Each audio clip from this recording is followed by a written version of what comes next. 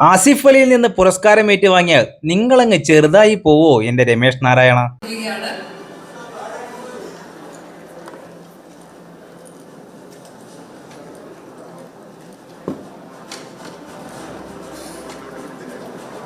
M T Vasudevan അവിടെ 9 കഥകളെ ആസ്പദമാക്കി ഒരുങ്ങുന്ന ആന്തോളജി ചലച്ചിത്രം മനോരഥങ്ങൾ എന്ന സിനിമയുടെ ട്രെയിലർ ലോഞ്ചിങ്ങിനിടെ ആസിഫ് അലിയെ സംഗീത സംവിധായകൻ രമേശ് നാരായണൻ അപമാനിച്ചു.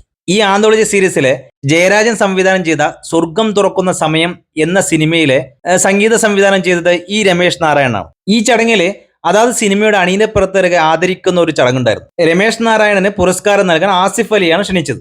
ആസിഫ് ആണെങ്കിൽ വളരെ സന്തോഷത്തോടെ ആ ദൗത്യം ഏറ്റെടുക്കുകയും വളരെ ചിരിച്ച മുഖത്തോടെ രമേശ് നാരായണന് ആ പുരസ്കാരം കൊടുക്കുമ്പോൾ ആസിഫിന് ഒരു നോക്കുക പോലും ചെയ്യാതെ ഒട്ടും ഗൗനിക്കാതെ മാറി നിൽക്കുകയാണ് രമേശ് നാരായണൻ ചെയ്തത്. പിന്നീട് അദ്ദേഹം ജയരാജനെ വിളിച്ചു വരുത്തുകയും ജയരാജന്റെ കയ്യിൽ നിന്ന് ആ പുരസ്കാരം ഏറ്റുവാങ്ങുകയും ക്യാമറ നോക്കി പോസൊക്കെ ചെയ്യുന്നുണ്ടായിരുന്നു. ആസിഫിനോടാണെങ്കിൽ ഒന്ന് ഹസ്തദാനം ചെയ്യാനോ ഒന്ന് നോക്കി ചിരിക്കാൻ പോലും രമേശ് നാരായണൻ തയ്യാറായില്ല. ഇത് 100% ആയിട്ടും ഒരു വ്യക്തിയെ അപമാനിക്കുന്നതിന് തുല്യം തന്നെയാണ്. പക്ഷേ ഈ സംഭവങ്ങളൊക്കെ അരങ്ങേറാൻ ഇതിന് മുഖ്യ കാരണമായി നിൽക്കുന്നത് രമേശ് നാരായണൻ മാത്രമല്ല, ഈ പരിപാടി സംഘടിപ്പിച്ച സംഘാടകർ കൂടിയാണ്. കാരണം ആർക്കൊക്കെ അവാർഡ് കൊടുക്കണം, ആര് കൊടുക്കണം എന്നൊക്കെ മുൻകൂട്ടി തീരുമാനിക്കണമായിരുന്നു. ബാക്കിയുള്ള എല്ലാ ക്രൂ മെമ്പേഴ്സിനെയും സ്റ്റേജിൽ കയറി ആദരവ് പ്രകടിപ്പിച്ചപ്പോൾ രമേശ് നാരായണന്റെ പേര് മാത്രം അവിടെ മറന്നുപോയതാണോ അല്ല മനഃപൂർവ്വം ഒഴിവാക്കിയതാണോ എന്നറിയില്ല. രമേശ് നാരായണന്റെ പേര് ആ സ്റ്റേജിൽ വിളിച്ചിട്ടുണ്ടായിരുന്നില്ല അവതാരിക.